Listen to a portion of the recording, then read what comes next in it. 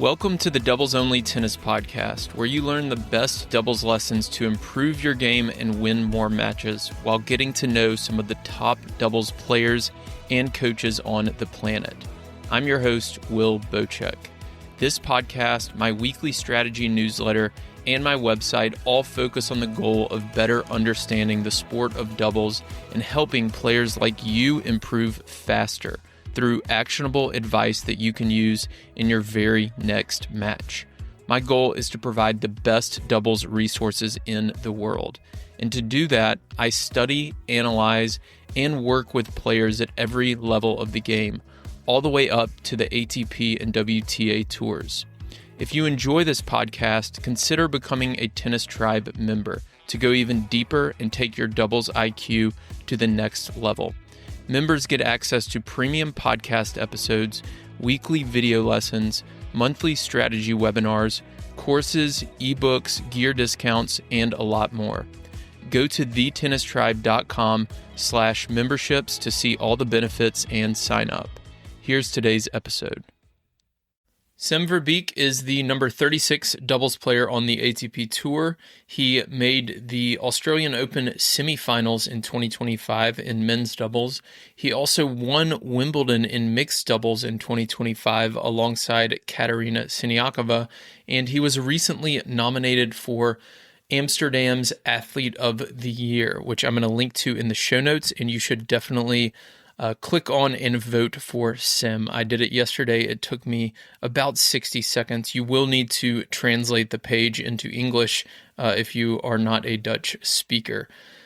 Sam was connected to me through ADV Tennis, who makes my favorite tennis bag. I'll link to them in the show notes as well, but wanted to give them a shout out for connecting us. So in this conversation with Sam, we talk about his positive energy. Every time I watch him on TV, he has a smile on his face and he's always laughing and having fun on the court. And he talks a lot about how that actually helps him play better. After that, we talk about his story. He played college tennis in California. And then we discuss his 2025 season, including the Australian Open and Wimbledon runs. I asked him what it was like to play alongside a doubles GOAT, being Katerina Siniakova, and if they will team up again in the future. And then from there, we talked about the off-season. He talked about how this season this off-season was a little bit different than seasons in the past. And throughout the conversation, he really discusses mindset a lot, and he talks about how he approaches his improvement, because he does have a story of improvement, consistent, steady work that has led to really a breakthrough the last couple of years for him. At the end, we discussed changes that he would and would not like to see on the Pro Doubles Tour. And then we talk briefly about his nomination for Amsterdam Athlete of the Year, which again, I'm going to link to in the show notes, and you should vote for because it is a great way to support Sim and really support doubles players anytime they are nominated for awards like this. So without further delay, enjoy this really fun, wide-ranging conversation with Sim Verbeek. Hey everyone, welcome to the show. Today we have Sim Verbeek on. Sim, welcome. Thank you. It's nice to be here. Yeah, I appreciate you coming on. So I want to talk about your 2025. We're recording this on December 29th, so we're almost to the new year. But before we discuss the run in Australia and the run at Wimbledon and just your year overall, I wanted to start with a kind of simpler question. Where does your positive energy come from? I've been blessed with a positive mindset for a while. I don't know. Thankfully I'm enjoying life. I get to do what I love to do. And I've noticed, at least for my tennis, I also play my best when I can be relaxed and upbeat. So it helps. Also that I'm playing doubles, so I have a little bit of responsibility to be positive towards my partner, and it's nice that will translates to better tennis for me as well. Do you have parents that kind of instilled that in you, or is it something you've just always been that way, or you've trained and worked at? Give me a little bit more. Yeah, it's definitely something I've trained. I went to IMG when I was younger. So I stayed there for 3 years. And I think during that time, they just started doing a better job about training your mental headspace, but also the way you communicate, not only with yourself, but with others. Um, I would say I'm a mix of my parents. I think my dad is a little bit more maybe glass half empty, but my mom is definitely glass all the way full. So I'm Hmm. leaning a little bit more towards my mom's side. Um, but yeah, it's something that's a little bit of a journey that I went through. It's not, we all have negative thoughts. We all have negative energy at times. Um, but I think as I've gotten older and I've gained more experience, especially professionally, um, knowing that I'm going to play better tennis when I'm relaxed. Why not go for the strategy that makes you play the best? So it doesn't feel not authentic. Like I'm lucky that it feels like me, and I would say I'm generally an upbeat person in life. So it doesn't feel like I have to fake anything, which is nice.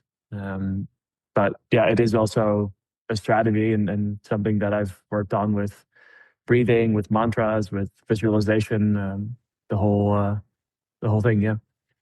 Yeah, yeah. I think we could dive deep into that topic. It's Yeah. something I'm very interested in, but maybe for another episode.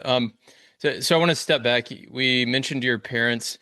Talk about your story. How did you get started in tennis? I know you played college at Pacific, and then now you're Mhm. a top 50 doubles player in the world.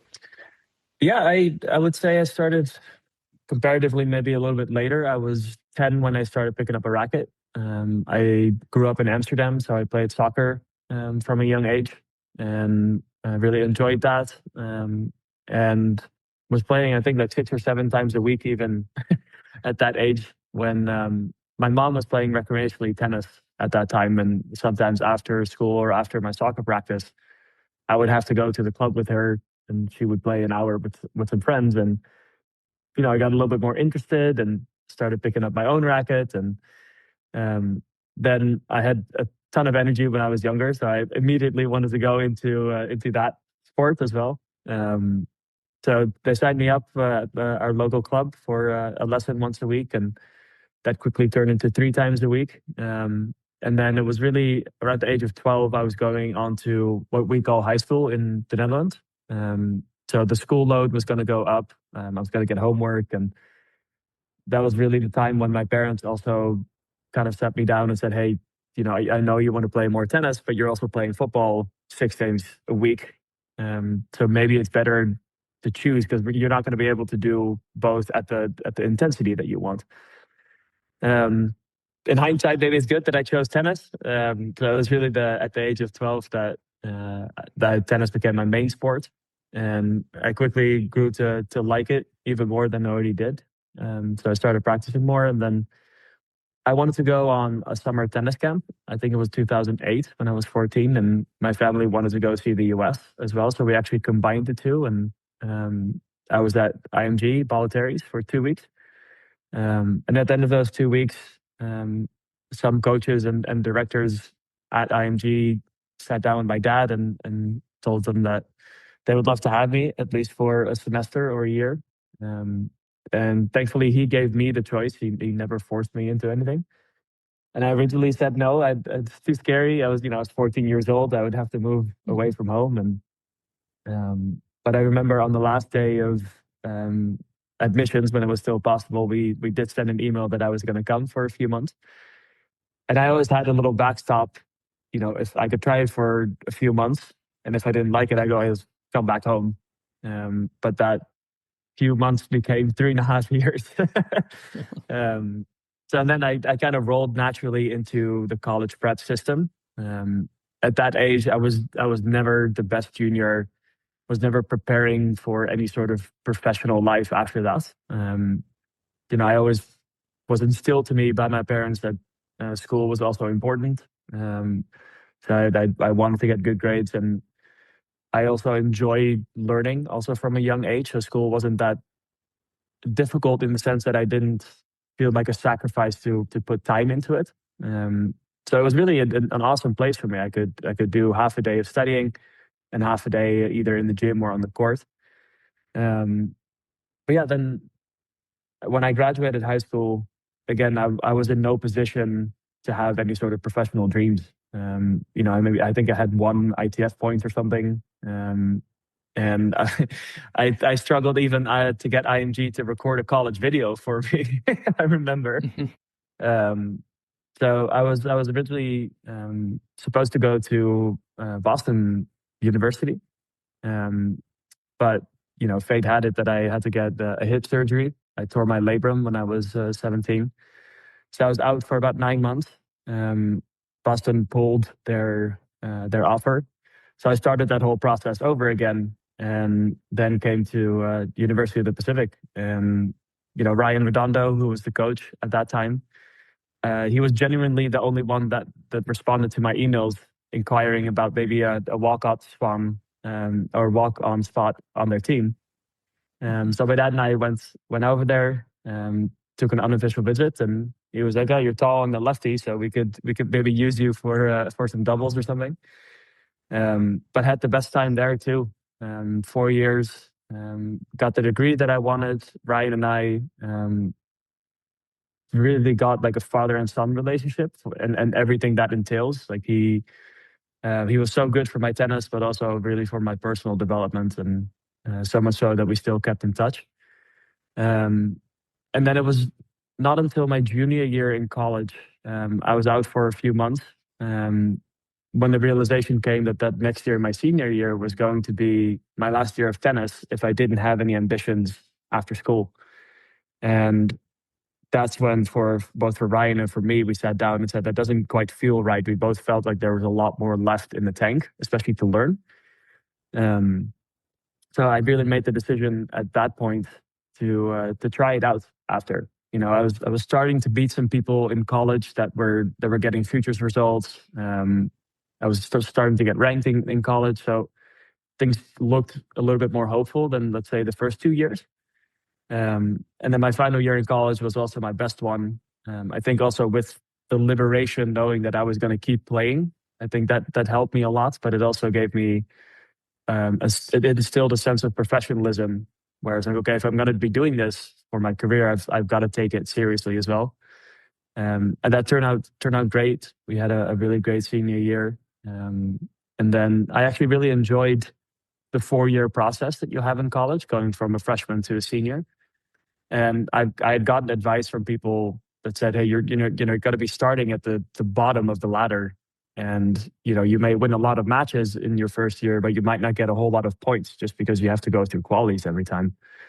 So instead of giving myself 1 year, I kind of applied that same transformation to my professional career. So I developed a 4 year plan in collaboration with Ryan, and also with my parents, who've been very, really helpful in getting my career started as well. Um, and yeah, last year was the second 4 year cycle. So I started traveling in 2017, and then COVID hit in 2020. So I extended that first 4 year cycle by 1 year. And it was my goal to either be top 100 in singles or in doubles by the end of that 4 year cycle. And I got to 104, so I didn't quite make it in doubles.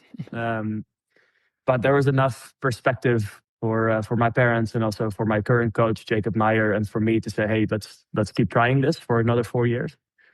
Um, and for a while, it was actually looking like it was the same trajectory. I was playing challengers. I was kind of in the band between 100 and 120 for a while. And I remember saying to myself, if I'm in the year that I turned 30, which was last year, 2024, if I'm still playing challengers full time and I'm not getting into the slams, and it's not financially viable, then I think I have enough things outside of the court that I could pursue that I still also want to do. And it was kind of that same urgency at that point, where everything started going quite rapidly. I had a good start of the year last year, and then the miracle in Miami, where I got in as an alternate and won a couple of rounds. And then suddenly things started going really quickly after that, with this year as the best year so far. So it's been quite a ride. So I've got a lot of follow-up questions there. Yeah. Let me go back from where we are now. So I like this idea of this 4-year process. I think you're the first person that's at least explained something like that. I feel like a lot of people either graduate college or whenever they do turn pro, they just kind of grind without a necessarily plan or milestones. And I think that could be super helpful to any aspiring professionals listening. But when you got to the end of that 4 years in 2021, and then several years after that, you continued to not make it to the majors. You stayed around 100 to 120, and you told yourself that you might have to go do something else. At that point, did you change anything that helped get you into that top 100 and get you into the slams? Or what do you feel like changed about your game or your preparation or your training or your mindset? Anything come to mind? Yeah, it's a good question. I think that the first thing that comes to mind was just a sense of urgency that I had. Um, at the start of that 4-year cycle, um, I remember vividly at the end of my freshman year in college, the seniors did a speech and they said, "Oh, it's going to go by so fast, and make sure you do what you need to do." And as a freshman, you hear that and you're like, "Yeah, right. I just finished my first year. What are you talking about?" And then you snap your fingers and suddenly you're the one that gives that senior speech. And I think that was really that same kind of realization in the beginning of 2024, where I was like, hey, you can't do this forever. It's going to stop at one point. Um, so I think it was. I don't think I changed anything physically or in my preparation, but I think that sense of urgency helped me make some choices that I wouldn't have made, let's say, in years prior. Whether it be playing different tournaments, just because you give yourself a better shot at getting a better result. Playing up or down depending on the schedule, going to places I'd never been before, um, cutting out some other distractions. I was lucky at that point. I also had a good partner for a few months to get the year started, um, and then Miami. The way that happened was quite nuts because I made the alternate spot by quite literally 20 seconds to spare. Hmm. Otherwise, I would have been defaulted, and I got a zero. And I think that the Miami story really helped. Beating uh, Mektic and Koolhof in the second round. Um, I think that also, tying back to your first couple of questions, that helped me also realize that that ready go attitude of being fun and being free. I had that exact same attitude in that match, so that kind of sunk in with me. Like, okay, you can play at an elite level while still really enjoying the process and having fun. Um, and then I got a regular partner at the summer of 2024. And we played for about 18 months or so, and that also really helps. When you're in that band of 100 to 120, um, you're basically just trying to get into the biggest tournaments you can, just for the points wise. And it was really in that summer, or kind of in May, I think it was, where Andre Goranson and I decided to start our partnership and go into it for the long term. That also helped me settle. Um, so yeah, I like that sense of urgency. I always feel like there's kind of two camps in professional sports, where you have one school of thought that thinks sports should be your savior, and that's why, let's say, sometimes the Eastern Europeans are so good because they're coming from nothing and they only have tennis to make it, and it's over my dead body attitude.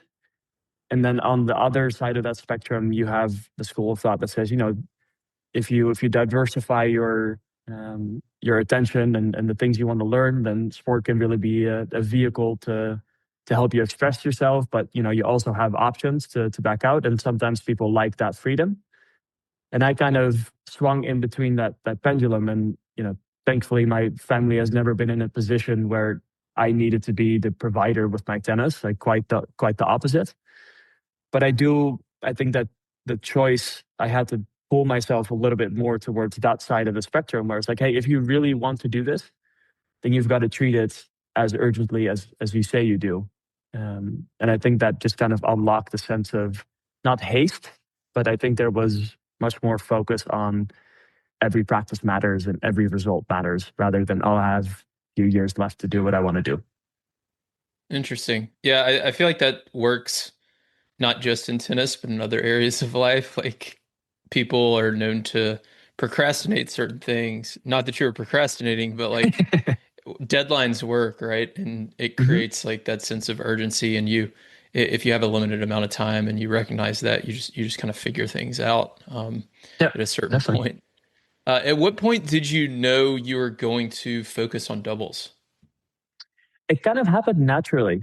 I started working with my current coach, Jacob Meyer, back in 2018. And I was still playing both at that point.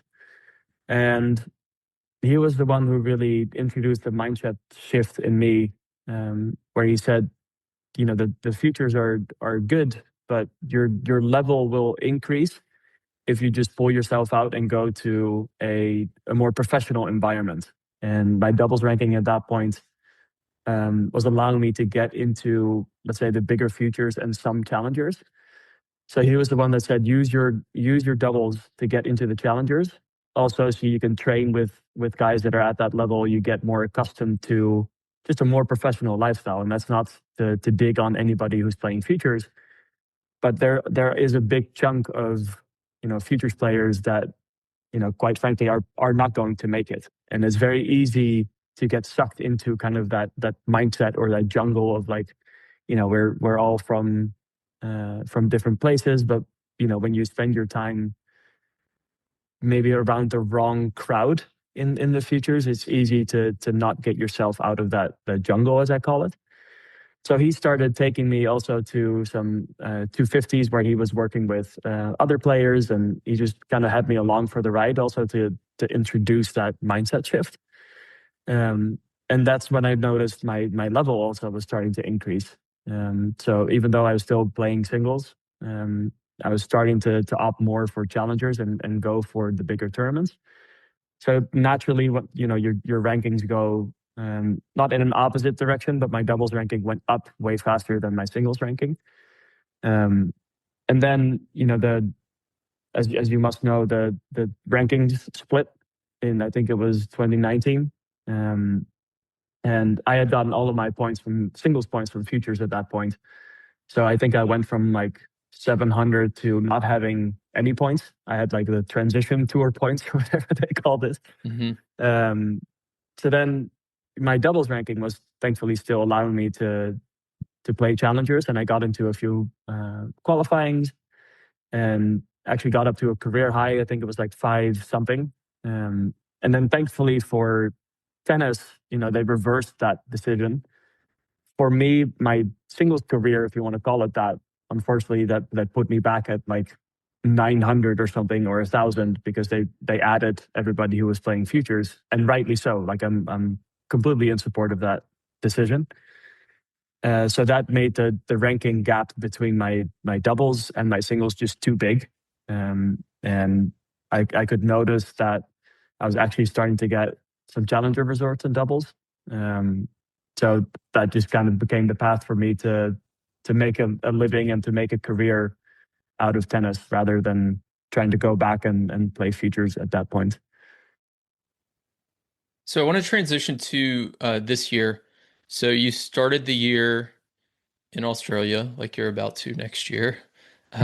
and you make the semifinals of the Australian Open with your partner Andre Goranson, and this was, I believe, your fourth career major. Is that right? You had never played the Australian Open before. Correct. Yeah. Talk about what went right during those 2 weeks and what was kind of going through your head. How was that experience kind of overall for you? Yeah, it's so we started in Canberra playing a challenger that first week, and we lost first round. And talking about that sense of urgency, I think we had a little bit of a mindset. Oh well, we'll go play a challenger so we can get a few matches and feel good. And we woke up hard from from that dream, that's for sure. um, but I think it um, credit to Andre for also saying that in years prior for him, he would make the final of a big challenger, then play a 250 the week before Melbourne, maybe win a round, and then get to Melbourne, and then maybe win a match. And the past few seasons for him, it kind of felt the same. So he really took that first round loss at a challenger this year on the chin and said, okay, good. I'm getting a wake up call to not do the same thing as Australia's in the years past. And so that kind of shifted our mindset to say, okay, we cannot just ride momentum or think we're better than anybody. So we made it a pact to ourselves and also in combination with Jacob to say, okay, we're really going after it. Like we have to be the ones going after it and not playing it safe.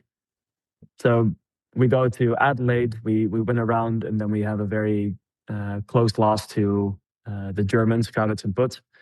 So things started clicking a little bit more, but then I think the biggest mindset shift came in Australia in a practice where we were talking about strategy, and Andre was talking a little bit about I'm not sure if I should poach as much as I am, or I don't want to feel like I'm messing up my side or anything like that.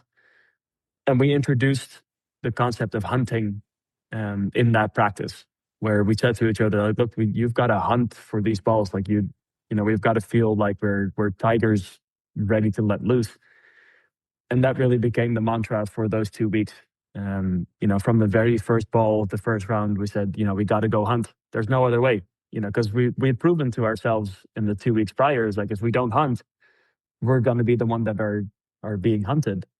And I think that was really cool to notice in those, especially in the earlier rounds, where it's like, wait, if we hunt and if we do this consistently over 2 sets, we're going to be really, really tough to beat. And that proved right. I think there was also something to be said about it being my first. I didn't have any expectations. Everything was kind of new. So you go into it also with that fresh mindset of like, oh, this is cool. I've never been here. I've never played on this court. And I think that combination, but still with the focus of let's hunt as a team. We were crushing people. It was like, it really wasn't close. It was just kind of awesome to realize, beating that number one team in the world in the quarters. And the semis, we still played great. We just came up a little bit short, but I think it gave us that feeling of, okay, we can be legit one of the best teams in the world if and only if we're the guys that are going after it and we're the guys that are hunting. So that really was the mindset that we wanted to take into the rest of the season, also after Australia. What does this hunting look like? Can you define it a little bit more? It sounds like it's maybe started out as the net player hunting for the poach. I think that was look different for the baseline player or serving or returning. I think it's applicable in all areas of the game, for doubles at least. But you're right in that it started with, if you're a net player and guys are rallying, you got to want that ball, whether you attract it to a down the line shot or you go and you poach, but you want to be the one that takes this ball. And that's really, I think, the mindset that you can also jump into the serve or the return. When you're serving, it's like, hey, I'm hunting for that spot. I'm hunting for this exact serve. Or when you're returning, you're like, it doesn't matter if it's coming here or not. I'm hunting to swing on that ball, and I'm going to basically shove it down your throat when it comes back at you. And that kind of just grew into, a positive trigger for us. When sometimes you have mantras or a little cues or trigger words that you can tell yourself, that is going to evoke a feeling of intention and excitement. And that really became it for us. And that's basically all Jacob had to say on the side as well.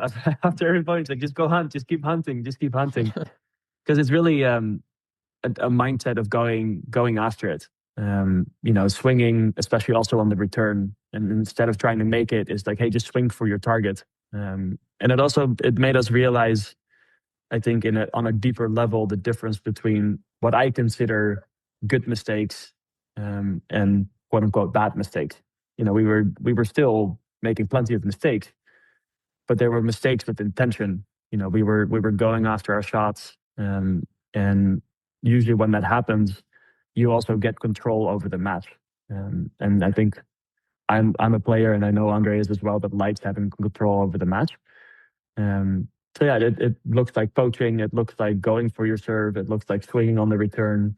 Um, and whatever your strategy is committing to that with an aggressive mindset.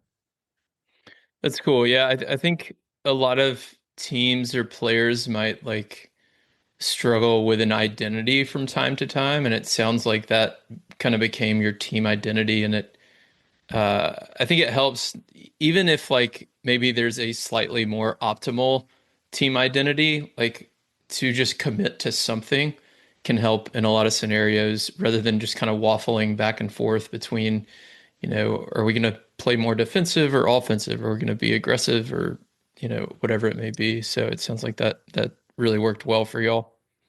Yeah, and it was also really a framework in which we could operate. And I think that discipline of saying, okay, whatever strategy we choose, but we have this box of hunting that has got to fit in, then you actually have quite a lot of freedom to try out different strategies, as long as you commit to, like you said, your identity or your team values, or whatever you want to feel like. And that's what I would recommend to anybody who is playing at whatever level. You don't have to be, let's say, a serve and volleyer, or a defensive baseline or whatever. Just figure out, like you said, what your identity is going to be. And what worked for us was saying, even if we lose a match, can we look ourselves in the mirror and say, yeah, I played the way I wanted to play? And that's going to look different for everybody. But the hunting part looked for us. So it's exactly right what you said. So I want to move on to Wimbledon. You won the Wimbledon title with Katerina Siniakova, who, despite being one of the best women's doubles players of all time, she doesn't have a ton of mixed doubles success historically, at least relative to her women's doubles success. But y'all won the Wimbledon title. Talk about how the partnership came about, and then what it was like to A, just play with such a legend, and then B, what those 2 weeks were like. Yeah, this was her first mixed Grand Slam as well that she won. So it was cool to be on that side of history with her. Um, but yeah, we briefly got introduced to each other by a common friend in Australia. I had never been to Australia, and suddenly you're making the end of a second week, so it's all a little bit more relaxed. It's a little bit more chill. And she basically wins every doubles tournament she plays, so she was still there. He's always Um, there. yeah, exactly. Um, so it was we got introduced, and our common friend jokingly said like, "Oh, I hope you guys played mixed doubles at one point." And I was like, haha, yeah, sure. Um, but anyway, then in the French, I was able to play mixed for the first time. Lost first round, but there was another girl who was coming back from an injury that I'm relatively close with, Luisa Stefani, and basically we had said at the French to each other, okay, let's try to play Wimbledon together. How cool would that be? And like, yeah, let's do it. But our rankings coming into Wimbledon, were we were going to be borderline getting into the mix, because the mix usually has a cutoff of like 60, sometimes a little bit stronger, sometimes a little bit weaker. Mhm. But anyway, she was saying beforehand already, let's commit to signing in. However, if there's someone with a higher ranking than you that I can guarantee myself an entry with, I'm going to do that. But basically, up until the last night before the deadline, I get a text from her saying, "Hey, I'm so sorry to have to do this, but Joe Salisbury just asked me, he's 10 or 15 in the world, whatever he was. So I'm going to do this. But here's a list of names of girls that usually sign in, but haven't yet." And Katerina was on that list. So I asked that common friend of that in Australia, I asked her for Katerina's number, and I just texted her like, "Hey, I'm gonna regret it if I don't ask it, but is there any chance maybe you want to play mixed?" And she had just won her first round in singles, beating the fifth seed, and she was playing Osaka in the second round. And she said like, hey, thanks for asking. I'm not so sure because if I win this next match against Osaka, then I have singles, doubles, and mixed, and that may be a bit too much. How would you feel if I have to pull out of mixed, let's say in the second round, if we make it? And I was like, hey, if you make the fourth round in singles, I'm not going to be the one that tells you got to stick to your mix. Like Yeah. let's be real about the dynamic here. Um, so then she said, okay, let's do it, let's do it. So I signed in literally the morning of the deadline. I signed in with her, and then we saw that we drew the number one seed right away. So I was like, oh, great, great. um, but yeah, we stepped on court for the first time with each other in our warm up. I had never spoken to her before or hit a ball with her, but coming back to that positive attitude or that cheerful attitude, I think that became instrumental also for these 2 weeks, but already for that first match, because I was well aware of the dynamic of like, hey, I'm not that she's doing me a favor in that sense, but I'm the one asking her, and she still has other commitments as well. At that point, I was out of men's doubles already, so it was basically like an extension of my tournament. So I try to make it as light as possible for her, because if I'm going in there and playing the number one seeds and playing with, like you said, a doubles legend, if I'm then like getting tight or not being aggressive or getting down on myself, she's gonna be like, "What did I sign up for? What am I doing?" Mhm. Um, so we played a really good first match. Ended up winning, and then she was like I said, she was still in the tournament in singles and in mixed. Unfortunately, she lost that match against Osaka. Um, but yeah, then we just kind of kept doing what we were doing, and was able to get to know her a little bit better. And she's really sweet. Like, she's a killer on the court, but she has a very good heart. Um, but yeah, we were the underdog basically in every match, not on her side, but on the men's side, because we were playing guys in the top 10 basically every round. And it really wasn't until the quarters where we played a wild card team where I noticed that her mindset shifted a little bit to, okay, this is we're all the underdogs and we're just playing well, to, hey, now we're the overwhelming favorites to win this match. So it became a little bit of a different dynamic on court as well, also for her. Like, I was able to not reach her as well and as the previous rounds. Um, but we stuck to it, and eventually, she showed her class also in that match. And at that point, we were both like, "Oh, wait, like this can actually do something here." Um, Mhm.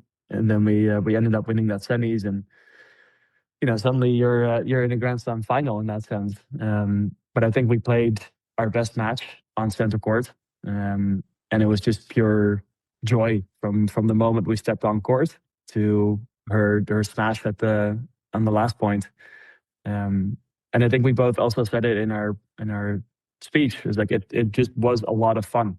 We clicked tennis wise also, um, but I think it was very good for both of us to smile, and it was fun to hear the commentators throughout the tournament saying like, Sam is always smiling, but now thankfully Katarina is also starting to laugh and have a good time, and so I'm glad I had that positive influence. But it was a dream week and a half, really. Yeah. Yeah, I remember watching and thinking that the same thing, like, oh, like you're such a good fit for her because she is so fiery and can get down on herself at times, right? So she needs somebody who's positive. And since you are like almost joking around on the court a lot, but still smiling and taking it seriously, it seemed like a good fit, and obviously it worked out. And what's funny that you didn't mention is you faced Luisa Stefani in the final Oh, that's as right. well. Yeah, yeah, yeah. We as soon as they won that match, I was like, "Oh man, this is full circle." I mean, Yeah. I was gonna be happy for either one of us, because she's also a great person coming back from multiple injuries. Um, but it was cool to show on that stage that having fun and enjoying yourself can lead to great tennis. And Hmm. I feel like for a lot of people watching, sometimes they feel like you're not taking it seriously. You're almost joking around, like you said, and I understand that it can look like that.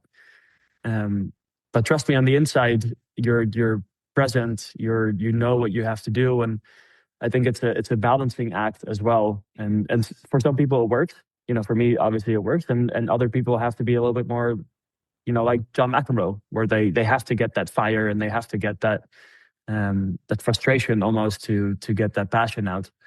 Um, so I would just like to say that both can work. There's not a one size fit all strategy when it comes to how you uh, develop your mindset and how you approach matches.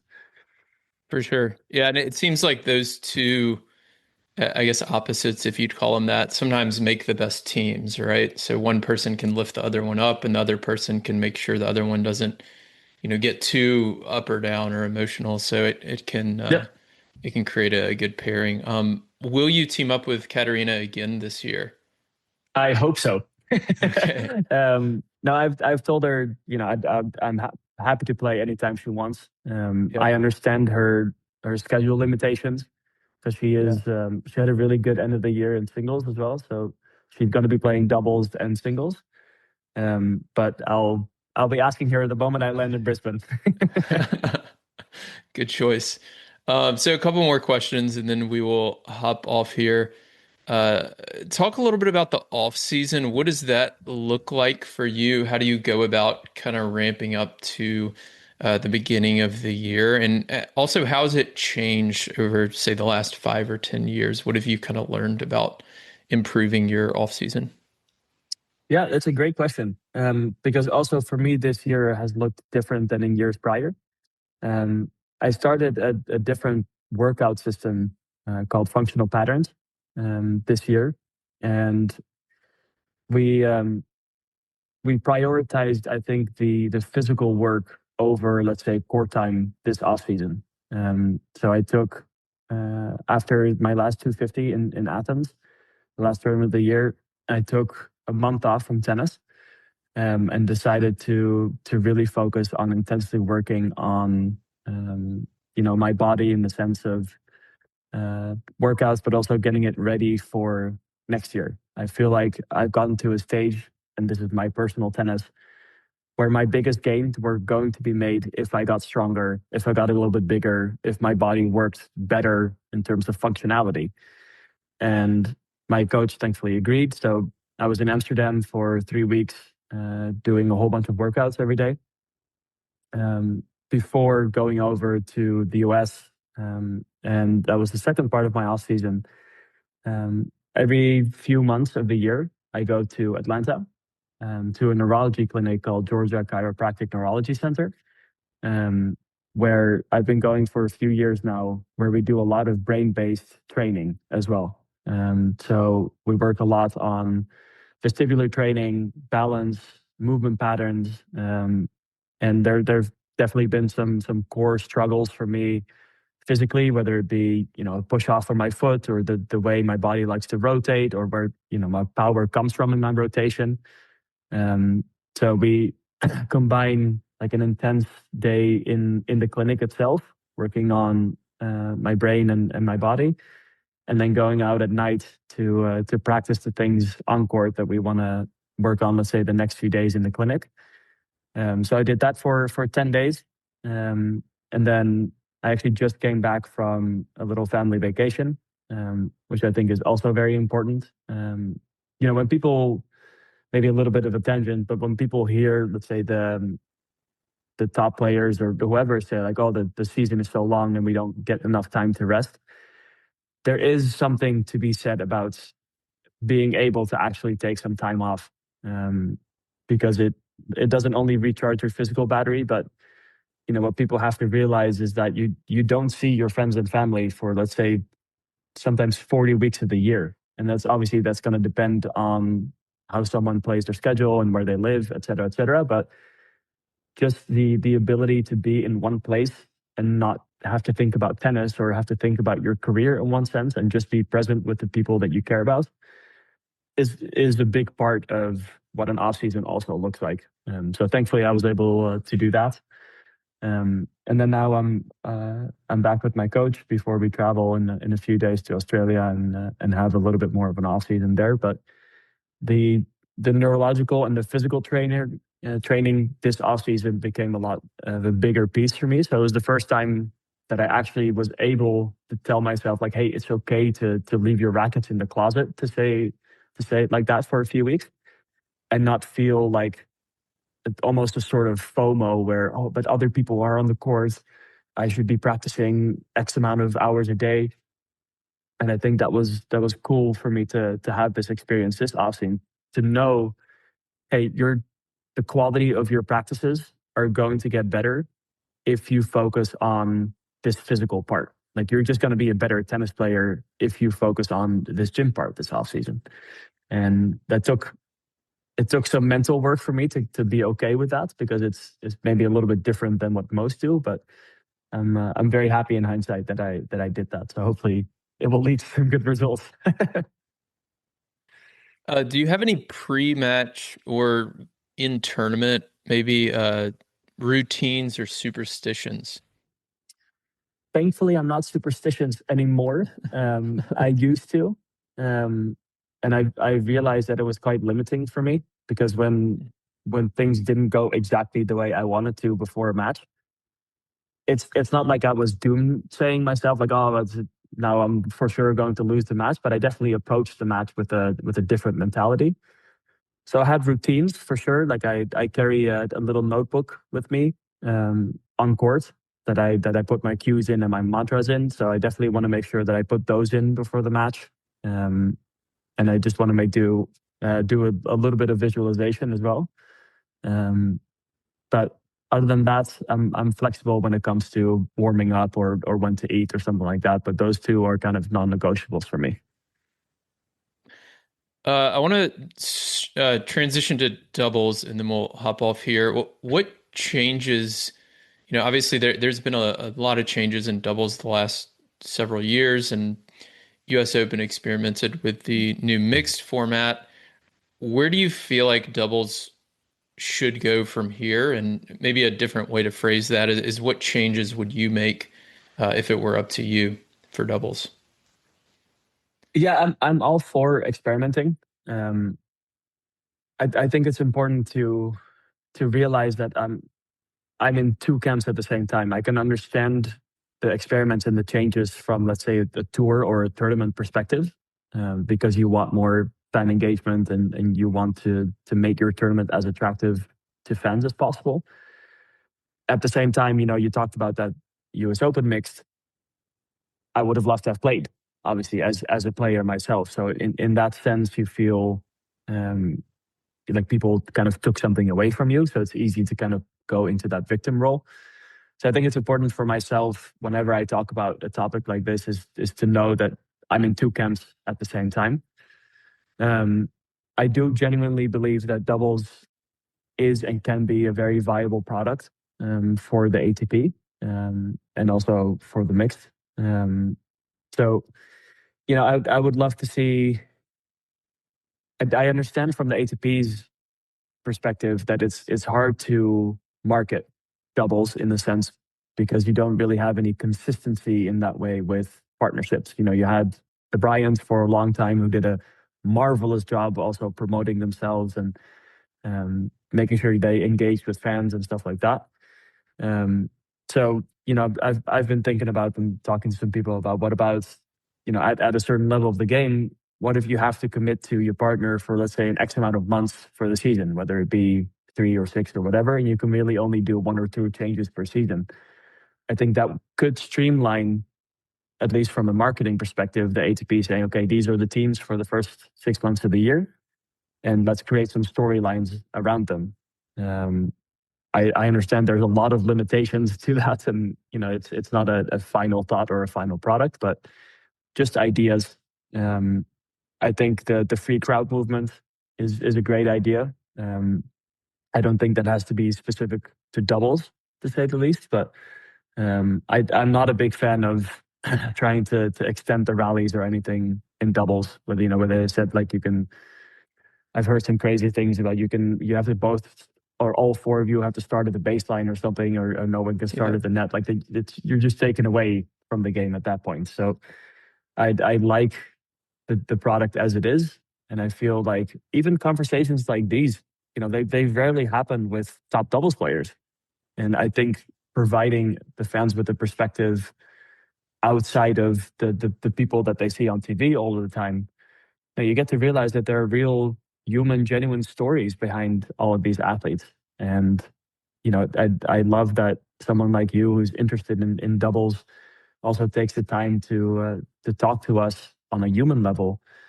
And I think that's also where it starts. It doesn't have to come from the top with this grand, big marketing scheme or something, but have a dedicated podcaster do, let's say, just a doubles only podcast. Why not start something like there? But these are all conversations to be had.